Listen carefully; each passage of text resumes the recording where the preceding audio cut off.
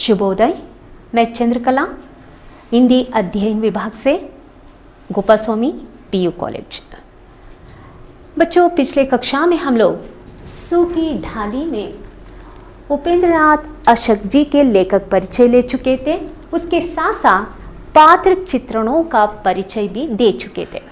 आज पहला दृश्य के शुरुआत में हम लोग इंदु और बड़ी बहू के बीच में संवाद देख चुके थे। तो पहला दृश्य में पात्र चित्रणों के अंतर्गत देखेंगे तो इंदु, बड़ी बहू, छोटी भाभी, मंजली भाभी, बड़ी भाभी और मंजली बहू आती है। तो बच्चों, इन पात्र चित्रणों के आधारित मंजली बहू से एक विशेष पात्र चित्रण देख सकते हैं। और इसके साथ साथ कहानी के शुरुआत में हम लोग देख चुके थे, यह परिवार एक वटवृक्ष की भांति खड़ी है। इतना हरा भरा सा है। इस वटवृक्ष का आधारभूत व्यक्ति है मूलराज, यानी दादा मूलराज। तो दादा मूलराज जी ने इस परिवार को अपनी संयम से, अपनी दूरदर्शिता से, अपनी एक समय दर्शिता के कारण इन्होंने एक परिवार को ऐसा मजबूत स्थिति में बनाए हैं, ये देख रहे हैं। तो इस मजबूत वटवृक्ष में कई पात्र चित्रणों के आधारित एक ऐसी कहानी बने हैं जो सम्मिलित परिवार कैसी होनी चाहिए। सम्मिलित परिवार एक व्यक्ति से नहीं बनता, कई व्यक्तियों के समूह से बनते हैं। यहाँ मूलराज के 3 बेटे और 3 बेटे में पहला बेटा आपको पता है, पहले कक्षा में ही मैं बता चुकी हूँ, जो 1914 के पहला महायुद्ध में शहीद हो चुके हैं।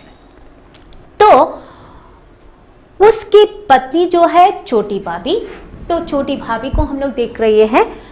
छोटी भाभी के 2 संतान है। 2 संतान में से पुत्री है इंदु, पुत्र है परेश। तो आपको पता है परेश के बारे में मैं पहले भी जानकारी दे चुकी हूँ।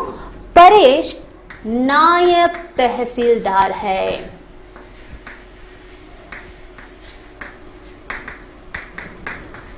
तो परेश का शादी अब हो चुका है और परेश की शादी बेला, यानी इस कथा में छोटी बहू के रूप में आती है बेला।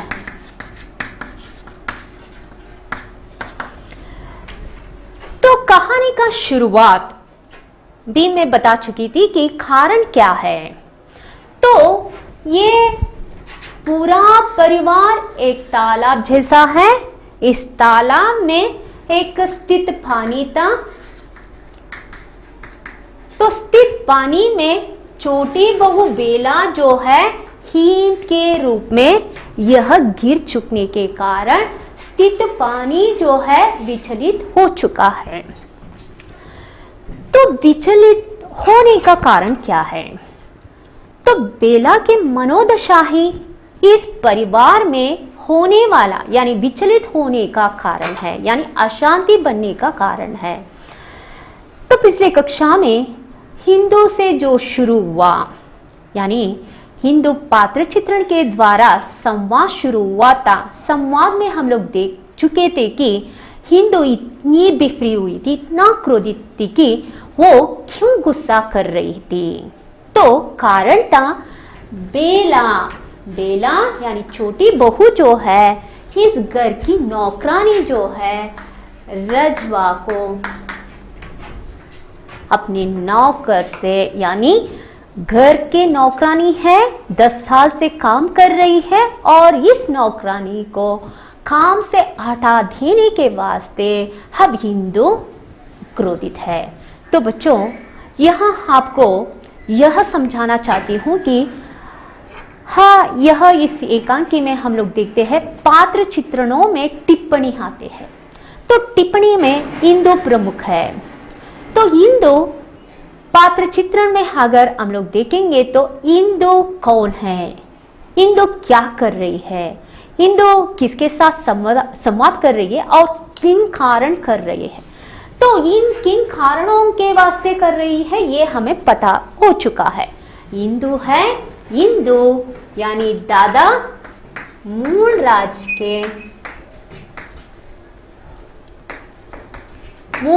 की बहुत ही प्यारी पोती है और इनकी शिक्षा जो है प्राइमरी शिक्षा पूरा कर चुकी है और इस घर में पूरा यानी सब कुछ जानने वाली मानी जाती थी। तो इंदु इस तरह सब कुछ जानने वाली मानी जाती थी और उनका हर कदम में उनका सलाह लिए जाते थे और वही इस घर में कई कामों का हकदार बन चुकी थी। कई कामों को करने में हिंदू के बिना, पूछताछ के बिना वो काम नहीं कर सकते थे। तो ऐसे संदर्भ में एक सुशिक्षित, एक ग्रेजुएट जो है बेला इस घर में आ जाती है। जैसे ही अभी शादी कर घर आई हुई होती है और ये बेला जो है इकलौती बेटी है और सुशिक्षित है और एक छोटे परिवार में पली हुई लड़की है। तो हमारे मूलराज के दादा, मूलराज के जो परिवार है इतना बड़ा परिवार है, ये परिवार में इतने सदस्य हैं। देखिए एक व्यक्ति की मनोदशा पर कई लोगों मनोदशा जो है इतना प्रभाव पड़ता है। तो इन मनोदशाओं को हमें समझना होगा। तो इस कहानी में यही विचार आधारित बनता है कि हमें कहानी के आधार पर यह सीखना पड़ता है एक व्यक्ति के मनोदशा इतना यानी बड़ा नहीं होता। अगर सभी लोगों के मनोदशा पर एक व्यक्ति का प्रभाव पड़ता है तो वो सहन कर सकते हैं, लेकिन हर घर परिवार के सदस्य का मनोदशा का प्रभाव एक व्यक्ति पर पड़ता है तो वो सहन नहीं हो सकता। तो बेला पर ऐसा ही होता है, वो एक अकेली है, पूरे घर वाले का मनोदशा, उनका व्यवहार, उनका बर्ताव इस पर ऐसा असर पड़ता है वो सहन नहीं कर सकती। तो यह बात हमें इसलिए समझना चाहिए कि इंदु यानी अपनी भाभी बेला पर इतना गुस्सा कर रही है क्योंकि बेला अपने मायके की तारीफ हमेशा करती रहती है और यहाँ के लोगों को गवार समझती थी, मूर्ख समझती थी। तो यही कारण है इंदु बेला को तिरस्कार के रूप में, घृणा के रूप में देखने का कारण बन जाता है। तो बच्चों आज के विषय में इंदु अपने भाभी बेला पर इतना गुस्सा क्यों करती है, यही विचारों पर आधारित विचारों को बनाकर बड़ी बहू इंदु, छोटी भाभी मंजली भाभी, बड़ी भाभी और मंजली बहू के बीचों बीच क्या संवाद चलता है, क्या बातचीत होता है, उसके बारे में जानकारी लेने जा रही है। तो पेज नंबर आप लोगों को देखना होगा, पेज नंबर है 138। तो 138 में संवाद शुरू होता है इंदु से। इंदु बता रही है, जट से बोली, वह तमीज तो बस आप लोगों का है। मैंने कहा तुम तो लड़ते हो। मैं सिर्फ यह कहना चाहती थी कि नौकर से काम लेने का भी ढंग होता है। तो पिछली कक्षा में बच्चों हम लोग देख चुके थे कि इंदु अपनी भाभी बेला को यह कह चुकी थी कि नौकरों से काम लेने के लिए तमीज होनी चाहिए। तो तमीज का अर्थ क्या होता है? रीति या ढंग होता है। तो काम लेने का एक ढंग भी होता है। तो इंदु अपने भाभी से यही कह रही है कि तुम तो लड़ते हो। मैं सिर्फ यह कहना चाहती थी कि नौकर से काम लेने का भी ढंग होता है। इस पर तुनक कर बोले, और वह ढंग मुझे नहीं आता। मैंने नौकर जो यही हाँ कर देखे हैं। फिर कहने लगे, काम लेने का ढंग उसे आता है जिसे काम की परख हो। तो यहाँ बेला इंदु के प्रश्न के लिए, यानी बेला को इंदु कहती है कि काम लेने का तमीज होनी चाहिए। तो बेला उसके प्रत्युत्तर में ठुनक कर ऐसी बोलते हैं, काम लेने का ढंग तो मैं सीख चुकी हूँ, क्योंकि काम लेने के लिए काम का परख भी होना चाहिए। यानी केवल काम कराना ही नहीं है, काम कैसे कराना है ये भी जानना चाहिए। जैसे कि हम लोग झाड़ू लगाते हैं तो केवल झाड़ू लगाना ही नहीं है, कई चीज़ों को कहाँ कहाँ क्या क्या रखना चाहिए, कैसे उसका साफ सफाई करना चाहिए, ये भी जानकारी होना ज़रूरी होता है। तो इसलिए बेला कहती है कि काम करने का ढंग ही नहीं, उसका फर्क भी होना ज़रूरी है। सुबह शाम झाड़ू देने मात्रा से कमरा साफ नहीं होता। यानी सुबह से कितनी भी बार साफ सफाई करो, झाड़ू लगाओ, लेकिन घर का साफ सफाई यानी ठीक तरह से नहीं देख सकते। यानी ऐसी साफ सफाई केवल वही कर सकते हैं उस काम का परख हो। तो इसलिए उसकी बनावट सजावट भी कोई चीज़ है। तो झाड़ू लगाने के बाद कहाँ कहाँ अगर उसका फर्नीचर का हो, ऐसे कई चीज़ों को, किताबें कहाँ रखना चाहिए और कपड़ों को कहाँ रखना चाहिए, हॉल सोफ़ा का कवर कैसे लगाना चाहिए, इस सब हमें सजाना ज़रूरी होता है। उस सजाने का काम भी हमें सीखना पड़ता है। तो न जाने तुम लोग किस तरह इन फूहड़ नौकरों से गुजारा कर लेती हो। तो मिश्रानी को संबोधित करते हुए बेला यह विचार बता रही है, मिश्रानी एक फूहड़ है। फूहड़ का मतलब है गवार। ऐसे गवार नौकरों से कैसे काम लेते हैं मुझे तो पता नहीं है। मेरे मायके में तो ऐसी गवार मिश्रानी 2 दिन छोड़ 2 घड़ी भी न टिकती। अगर ऐसे नौकरानी मेरे मायके में होती तो 2 दिन क्या 2 घड़ी भी वहां नहीं रुक सकती थी, क्योंकि उस नौकरानी को घर से निकाल देते थे। तो बड़ी बहू तो आश्चर्य से सुन रही है इंदु की बातें। बेला इतना सब कहा क्या, ऐसा क्यों कहा, कही उसने ये सब बातें? इंदु और कैसे कही जाती है, जब से आई है यही तो सुन रही है। नौकर अच्छे है तो उसके मायके में, खाना पीना अच्छा है तो उसके मायके में, कपड़े पहने का ढंग आता है तो उसके मायके वालों को।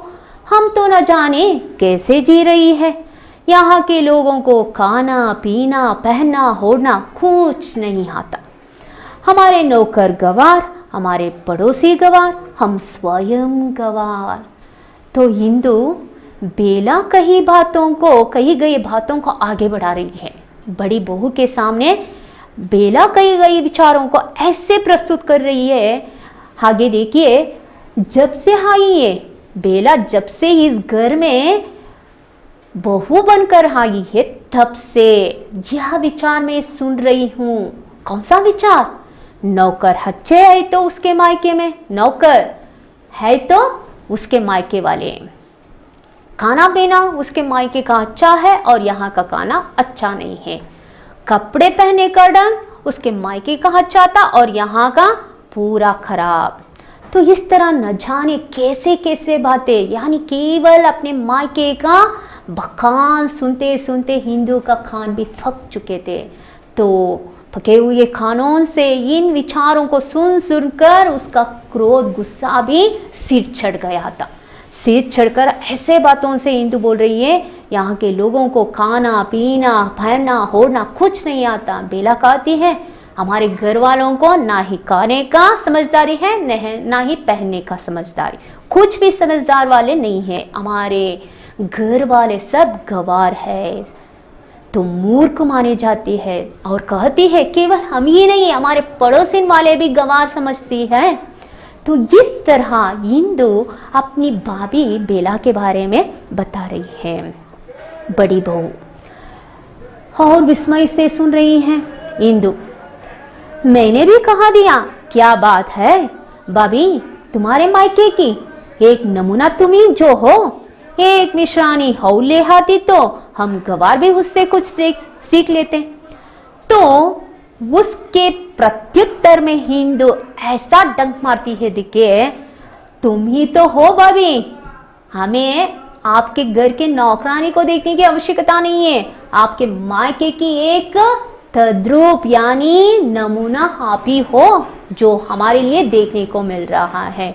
आपके मायके कैसा है तो आप में सीख रही है, आप में जो भी देख रही है वो मायके देख रही है।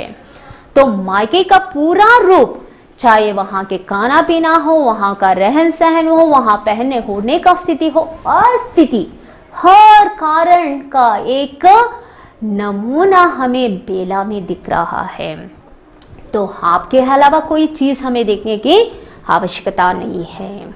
तो इंदु, मैंने भी कहा दिया, क्या बात है भाभी, तुम्हारे मायके की एक नमूना तुम ही जो हो, एक निशानी और ले आती तो हम गवार भी उससे कुछ सीख लेते। तो आप आते वक्त, इस घर में बहू बनकर आते वक्त, अगर ये एक नौकरानी को भी लेकर आते तो हम भी उससे कुछ सीख लेते, क्यों नहीं ले आए आप? तो इस तरह कहकर दाई दीवार के कमरे के ओर देखती है तो वहां दाई ओर के कमरे से छोटी भाभी यानी इंदु की माँ, परेश की माँ जो है छोटी भाभी, और बेला की सास।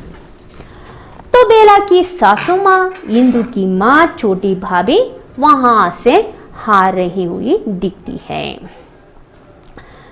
तो उसके पीछे पीछे हमारे यानी दादा मूलराज के घर परिवार के नौकरानी जो है रजवा भी आ रही है। छोटी भाभी, क्यों हिंदू बेटी, क्या बात हुई? यह रजवा रो रही है, कोई कड़वी बात कह दी छोटी बहू ने इसे? तो छोटी भाभी यानी हिंदू की माँ अब बता रही है, क्या हुआ हिंदू बेटी, रजवा इतना रो रही है, बेला ने कुछ कहा क्या? बेला ने ऐसा क्या कहा रजवा इतना रो रही है? तो इंदु कहती है, माँ कभी वे मीठी बातें कही है क्या? मीठी वे कब कहती है, जो आज कड़वी कहेगी। अगर बेला मुंह खुलती तो हमेशा कड़वी बातें के अलावा मीठी बातें सुनाई नहीं देता। तो कभी हमने सुना है क्या? हमेशा उसकी कड़वी बातें ही सुनते हैं ना। तो उसी कड़वी बातों से हमारी मिश्रानी यानी रजवा रो रही है। छोटी भाभी, यह आज तुम कैसी चली कटी बातें कर रही हो? छोटी बहू से झगड़ा हो गया है क्या? तो यानी अपनी भाभी के बारे में ऐसा क्यों कहती हो? इंदु से छोटी भाभी बता रही है कि हमारी भाभी के बारे में ऐसा नहीं बताना चाहिए, क्योंकि भाभी माँ के समान होते हैं। भाभी के बारे में ऐसा तुच्छ बातें नहीं करना चाहिए, इसलिए कह रही है। ऐसा क्या कह रही हो? छोटी बहू ने क्या कहा? तो छोटी बहू बेला ने क्या कहा जो तुम इतना गुस्सा कर रही हो? तो रजवा कहती है, माँ जी आज उन्होंने बस मुझे काम से हटा दिया, तो मुझे नौकरी से हटा दिया है। इतने बरस हो गए आपकी सेवा करते, कभी किसी ने इस प्रकार अनादर ना किया था। मुझे तो माँ जी आप अपने पास ही रखिए, मैं आज से उनका काम न करने जाऊंगी। तो तुरंत रजवा जो है छोटी भाभी यानी बहू की यानी बेला की सास और छोटी बहू की सास और हिंदू की माँ से यह बता रही है, माँ जी मुझे उनसे काम नहीं लेना है, ना ही उनका काम कोई भी नहीं करना चाहिए, मुझे उन्होंने आज काम से हटा दिया है। तो इतने सालों से मैं आपके घर में काम कर रही हूँ, कोई शिकायत आज तक नहीं आया था, लेकिन उन्होंने आज शिकायत देते हुए मुझसे काम से हटा दिया है। तो उनके काम के बगैर मैं सबका काम कर सकती हूँ, लेकिन उनके काम मैं बिल्कुल नहीं कर सकती, उनके कमरे के सामने भी मैं नहीं जा सकती। उन्होंने बस मुझे काम से हटा दिया है, इसलिए माँ जी मुझे छोटी बहू यानी बेला की काम मुझे नहीं करना चाहिए। तो छोटी भाभी, वह तो बच्ची है मिश्रानी, तू भी उसके साथ बच्ची हो गई, यानी बेला को बच्ची समझ रही है, यानी अभी अभी आई हुई है और अभी इस परिसर में उसे पूरा समझौता करके पूरे संभालना भी पड़ता है। हर घर के कई सदस्य है, हर सदस्य के मनोभावों को मनोदशाओं को उसे समझना पड़ता है और समझकर उसके साथ वैसा ही व्यवहार करना भी पड़ता है। लेकिन अभी अभी आई हुई बेला की मनोदशा ऐसी है, घर के हर सदस्य के मनोदशाओं के बारे में अब तक जानकारी उसे नहीं है। तो कम समझदार होने के कारण, लेकिन पढ़ाई लिखाई तो है, सुसंस्कृत है, सुशिक्षित है, लेकिन सांसारिक जीवन में एक सम्मिलित परिवार में रहने के लिए उनके लिए कई विचारों को समझना भी पड़ता है। वो विचार अब तक उसे कम जानकारी है। तो इसलिए छोटी भाभी बता रही है, अभी तो वो बच्ची है, बाद में सीख लेगी। तो हिंदू जैसे ही बेला को बच्ची कहकर संबोधित किया, भाभी ने तुरंत उनका प्रत्युत्तर सुनिए। जी हाँ, बच्ची है, छोटी को चोची कहती है। जैसे कि हमें पता है बच्चों, बच्चे जब 5 साल के या 3 साल के होते हैं, उनकी तोतली बोली में जब हम लोग रोटी बताओ बेटी ऐसा कहेंगे, तो वो छोटी बच्ची ऐसे बोलती है, रोटी के बदले चोची बोलती है। जैसे कि यहाँ वैसे ही कह रही है, तो वो इतना छोटी है कि रोटी को चोची कहती है ना, उसे तो बात ही करनी नहीं आती। अपने मायके के सामने तो किसी को कुछ समझती ही नहीं। और गज भर की जबान, तो गज भर की जबान का मतलब है जैसे ही वो जबान आगे बढ़ाती है तो मुंह बंद ही नहीं होती। तो लगातार अपने मायके के तारीफ बखान सुनाती ही रहती है।